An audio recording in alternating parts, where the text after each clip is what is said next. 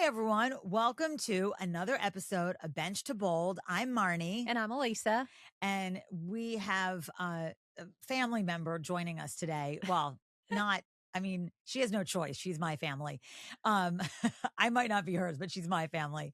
I'm super excited to have Leslie Stephenson Matz join us.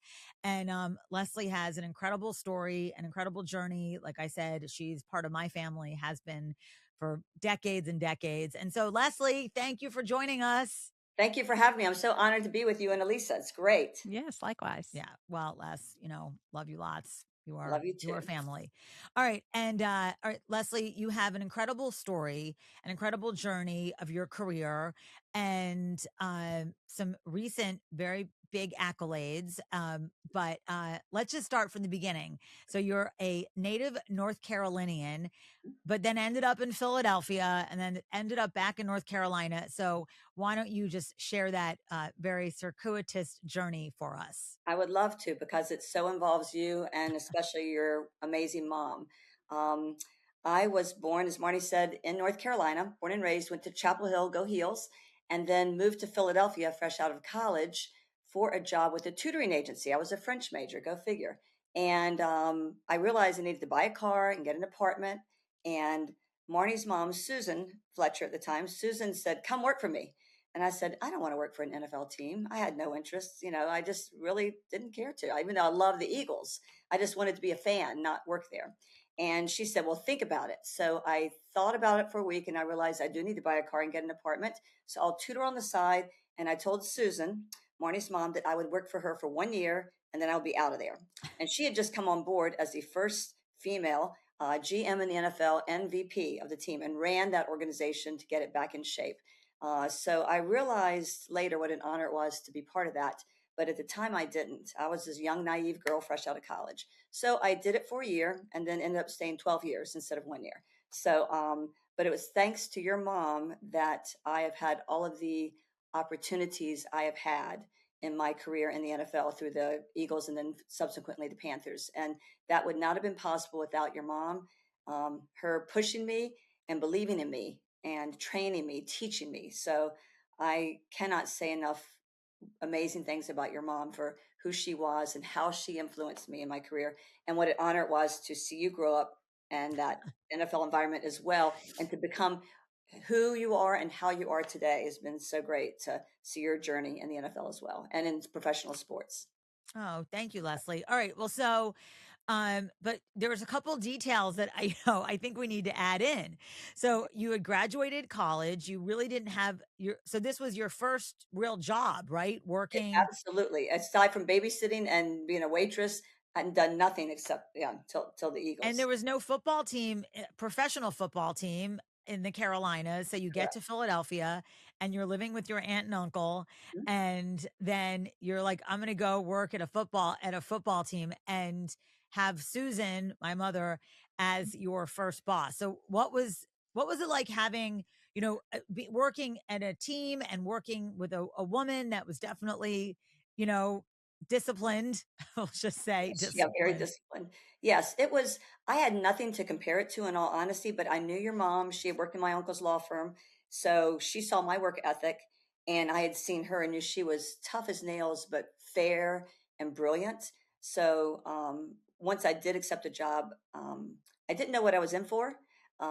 Your mom, and Marnie, I say this with love, and Elisa's told this too. She made me cry most every day, but not because she was mean, but because she just expected a lot, as she should, which is another reason why it helped me become the executive I was in the NFL because I had to be tougher. I still can cry at the drop of a hat, but but bottom line, your mom really she taught us professionalism and to not take anything and to know that we were just as good as the men in the industry.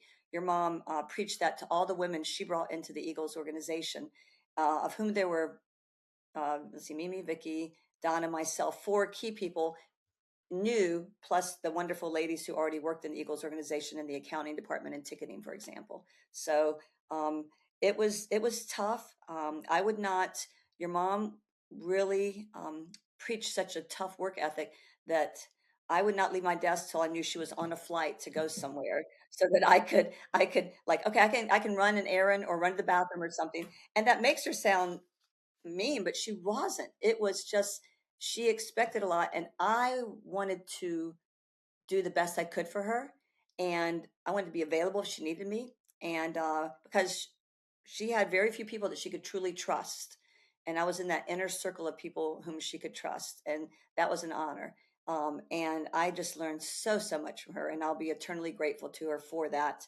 Um, and remind me to tell you, I don't know if it's appropriate now or later, the side story about meeting my husband because that's kind of cool. No, of course it's appropriate. But, I think that what my mom saw, she loved this line, get the goods. You had the goods, Leslie. So I think that, some people are really good at figuring out who they know. And it doesn't matter necessarily their experience or whatever, but they can bring something to the table, which obviously you were able to bring. And what I also think is so great is the friendships that you were Yeah. able to develop and that you still maintain.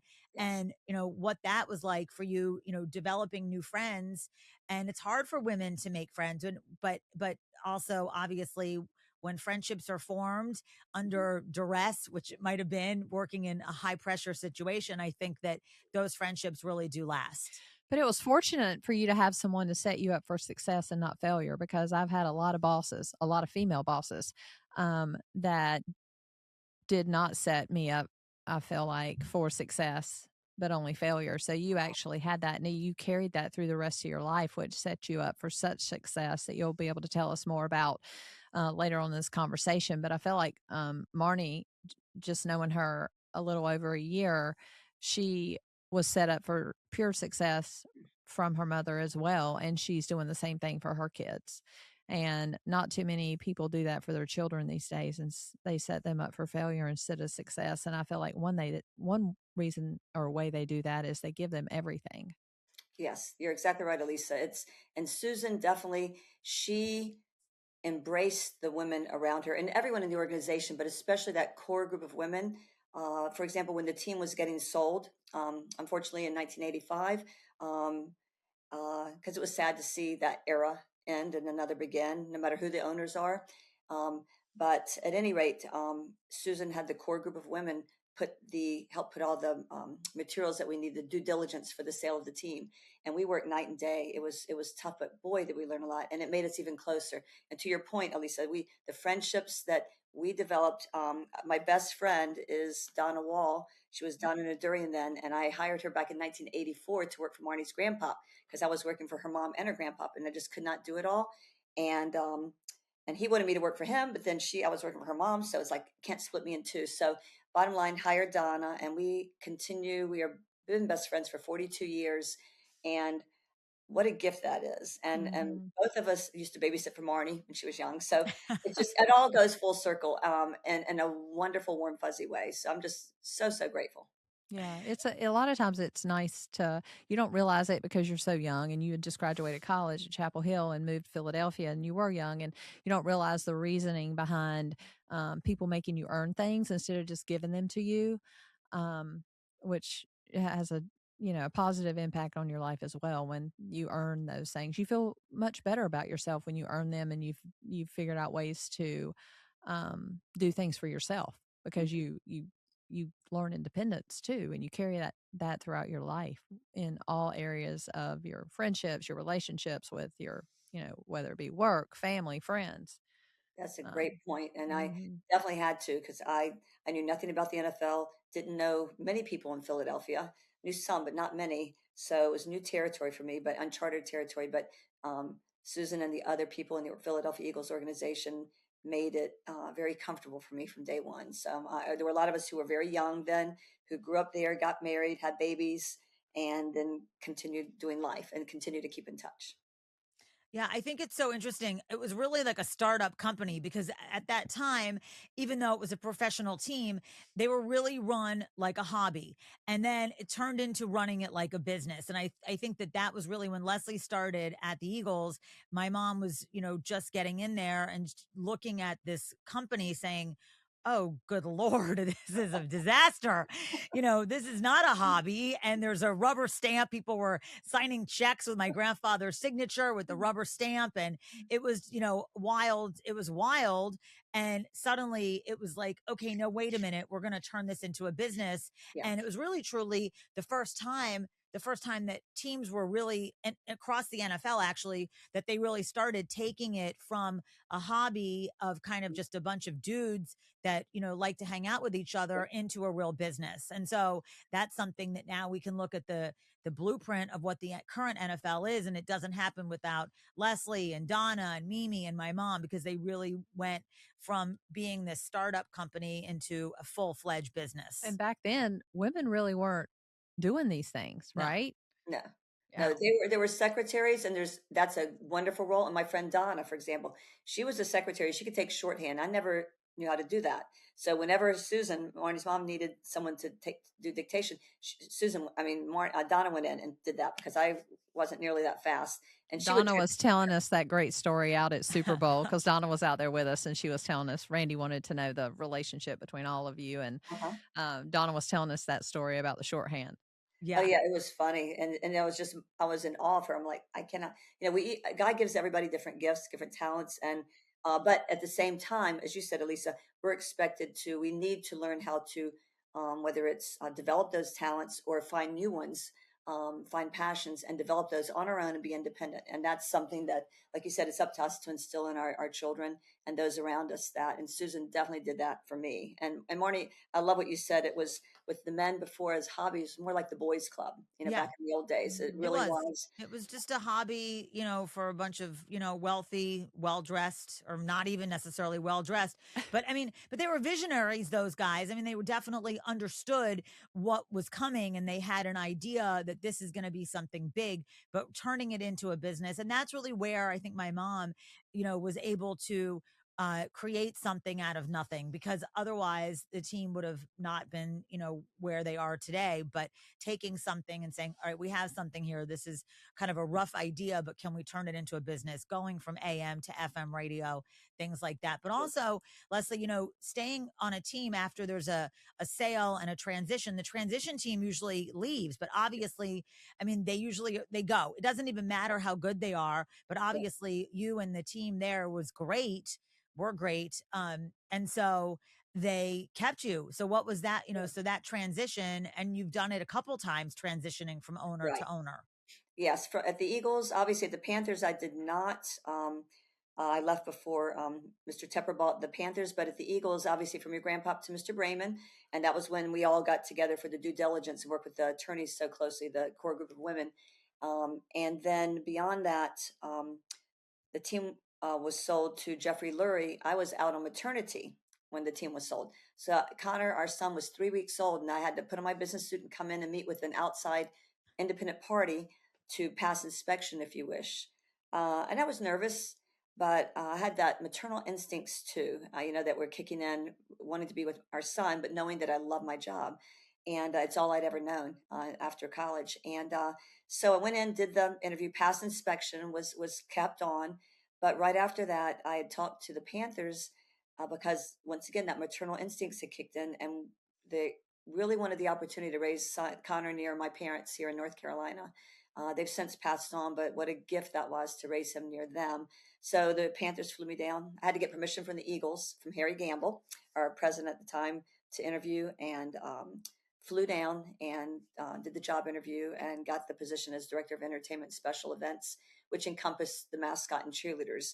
At the Panthers, it was I was actually, your mom's assistant, so I was her admin assistant, and also kind of was dabbling with the marketing department when the team, I guess before the team was sold a little bit, and then was working in marketing and helping with the cheerleader program. And then after that, when Mr. Brayman bought the team, he fired our marketing department. We had two fine people, but they had their choices of what they wanted to do. And then I was in the marketing department by myself, and they hired this gentleman to come in and run it. So I was made the associate marketing director at that time, and then made cheer director with no background in cheerleading, mind you. I'm not a dancer, never have been. I don't know about you ladies, but I have no rhythm whatsoever. At tryouts, the cheerleaders at both squads would come up. How do I do this movement? I said, ladies, I have no idea. Go ask the choreographer. But I can tell them if they're doing it well as a fan, which brings a different perspective. So bottom line, did a different job at the Eagles in terms of marketing and cheerleader director. At the Panthers, director of entertainment, encompassed pregame, halftime, Purr TopCats, golf tournaments, Christmas party for the organization, blah blah blah, and then that's about it. So it's different, but yet a lot of the same things. All right, but wait, tell us, you're being very humble, Leslie. So you leave Philadelphia to go back to North Carolina, but the team was not already established Yeah. here. So what is that like? And then also everybody wants to know how I think the best mask. I mean, of course I love Swoop in Philadelphia, but I would say this, that I do believe that the Carolina Panthers have the best mascot I and agree. in the NFL. So how did that mascot get his name, and also the cheerleaders? So tell us about Yeah, that. definitely. I'd love to. Yeah, it was strange. Number one, coming mid-season in October of '94, we're playing games at the Eagles, right? We are in season. We're in full speed ahead, and coming down to the Panthers. My first day of work, which was I believe October 15th of '94, we had a golf tournament. And they told me there, you'll be doing this in the future. So I'm like, oh, okay. So we were a small organization. We had no players, no coaches. We were in a building in uptown Charlotte because the stadium was getting built at the time. So it was so different. We were in hose and heels, and at the Eagles, we were dressed respectfully, but respectably, but not. We could be a little more casual because it was a sports environment. So did everything in uptown Charlotte, and that part of that included developing the TopCat or the cheerleader program and the mascot program. So we brainstormed about ideas, and I asked my husband. I said, he's very creative, like our son is. So I said, do you have any ideas? And he came up with Sir Purr and the TopCats. He actually named both of them. And we didn't automatically name them that. We had a vote in the office without anyone knowing that he had picked those names. It was a blind vote with a lot of different suggestions that people in the organization and outside had provided to us.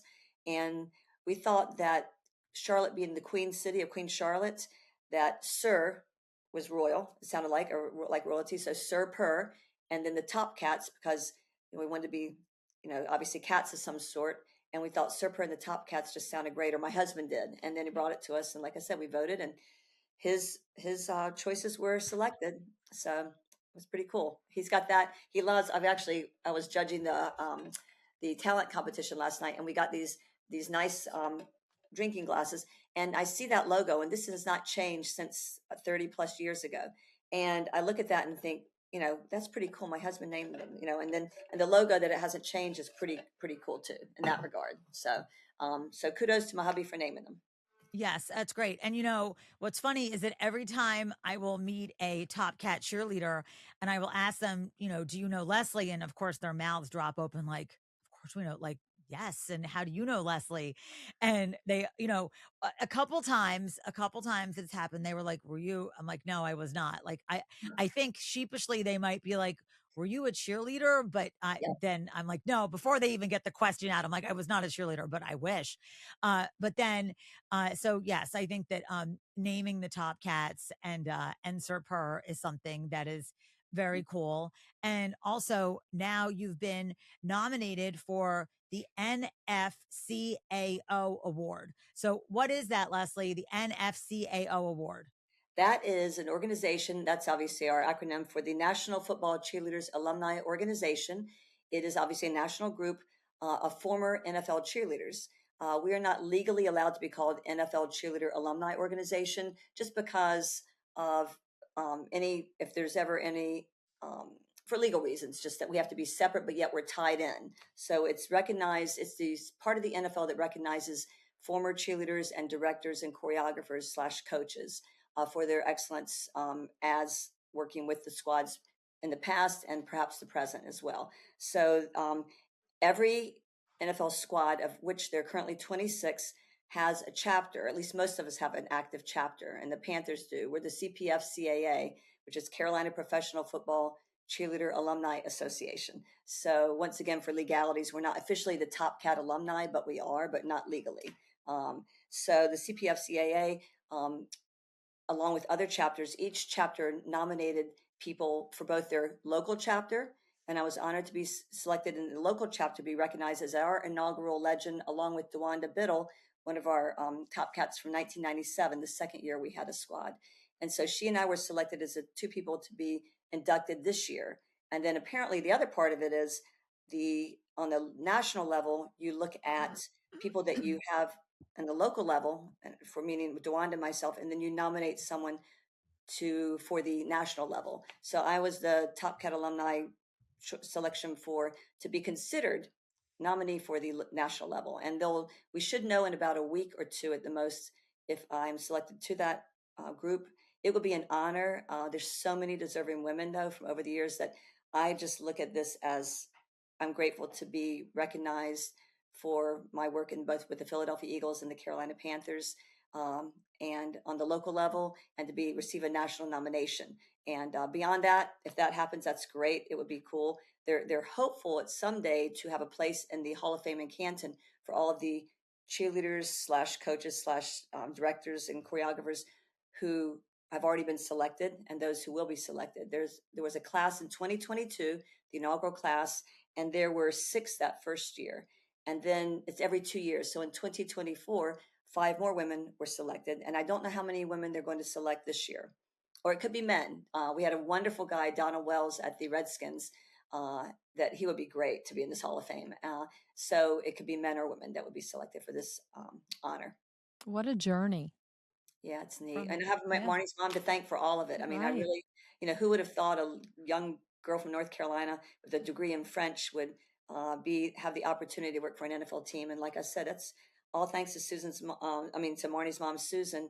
And as an aside, that I do want to bring in that it's thanks to my job at the Eagles that I met my husband, Chris. He was a client, and someone else was a sales rep, and she said, "You got to meet this guy. He's really cute. He's really nice." And it was Friday before home game, and I was like, I have no time. I wasn't interested. I was just doing my job. So I threw some cheerleader calendars at him, and I said, "Nice to meet you. I got to go," and blah, blah, blah.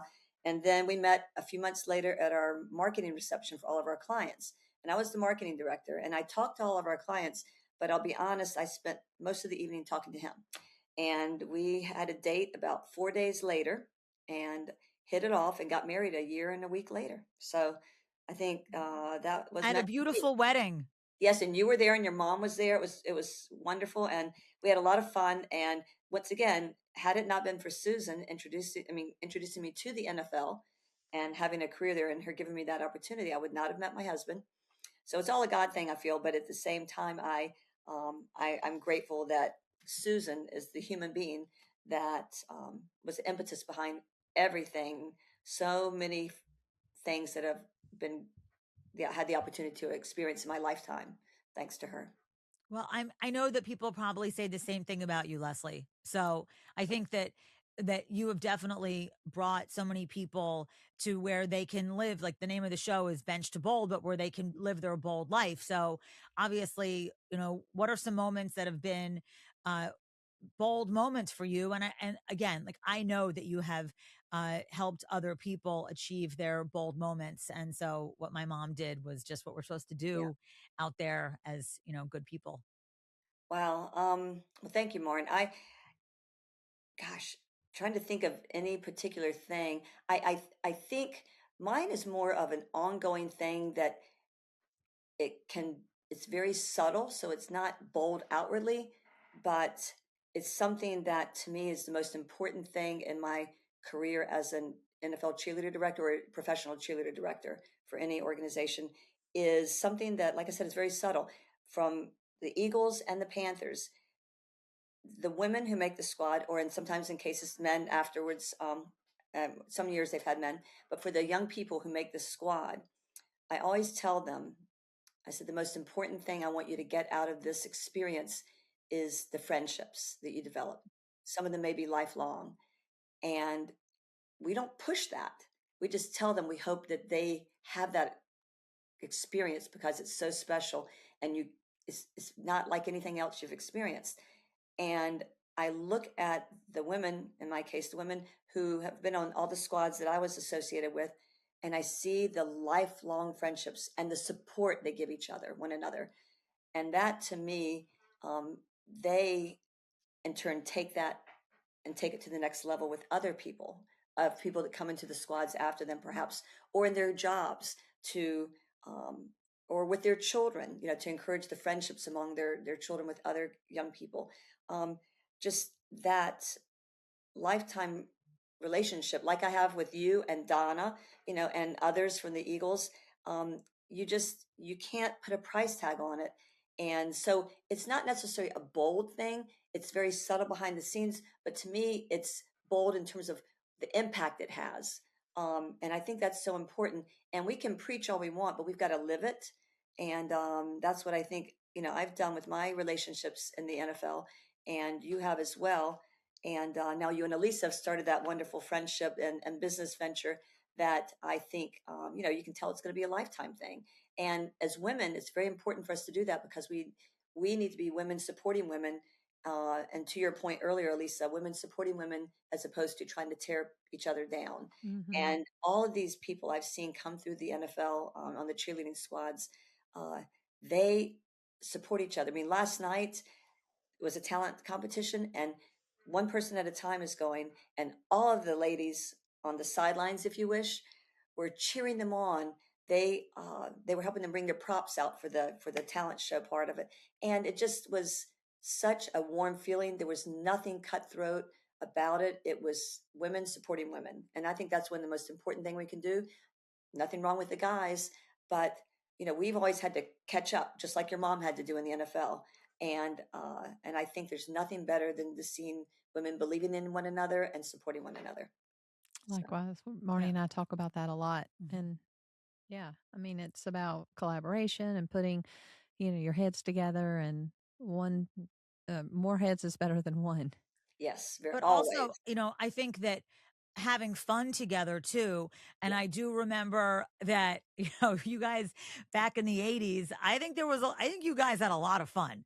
I mean, I definitely know my mom liked to have fun. She was a fun person, Yeah. even though it was a very stressful job, but did everything she could to try to have some moments of fun. Even if she wasn't having fun, she wanted other people Yeah. to have fun. And I know that, not for this show, but maybe actually, there were definitely fun moments that I got to witness, which I love. I got to witness, women having fun together without any agenda or real other than just supporting one another and really celebrating each other. Absolutely. She did. Friday, she would get the, people together after work. We weren't going to go out on the road, so we would hang together at the office, but have some time to hang out together. And it was very relaxing, and it was a good way to wind down from the intense week, because usually most weeks were pretty intense because everybody was hustling, getting their job done.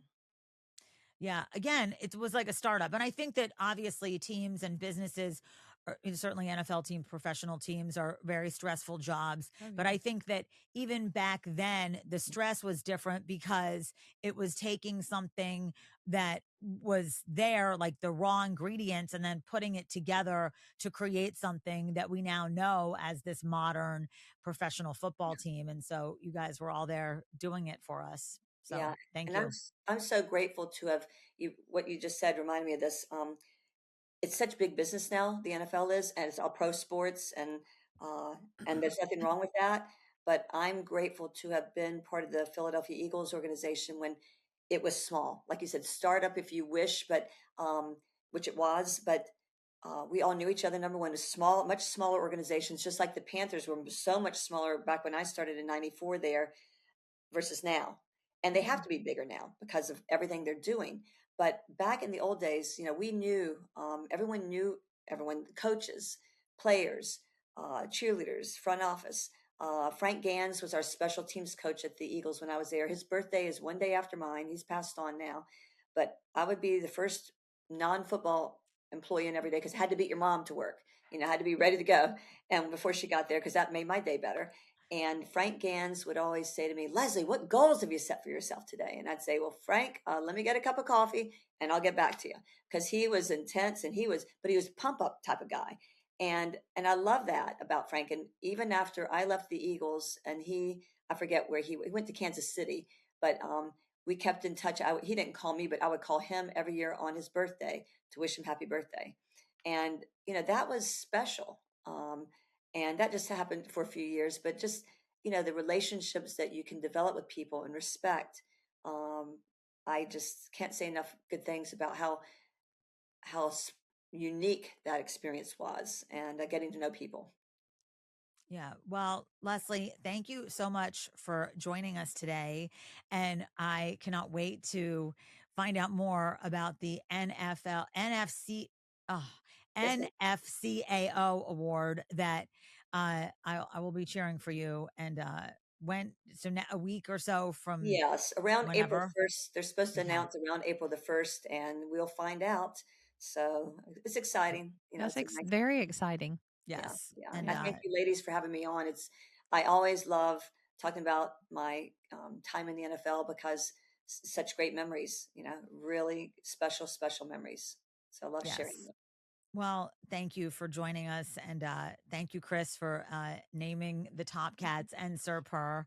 And you're a great mom, Leslie. And so you're a great friend and a great mom and a great businesswoman. So I know many people have been inspired by all the things that you have done and encouraged them to go do. So thank you for joining us. Thank you so much. It's an honor, and I look forward to seeing you guys soon, hopefully. Yes, definitely. All right. Well, thank you, everyone. A very personal bench to bold. So thank you for joining us. I'm Marnie. And I'm Elisa. And we'll see everyone soon. See you soon.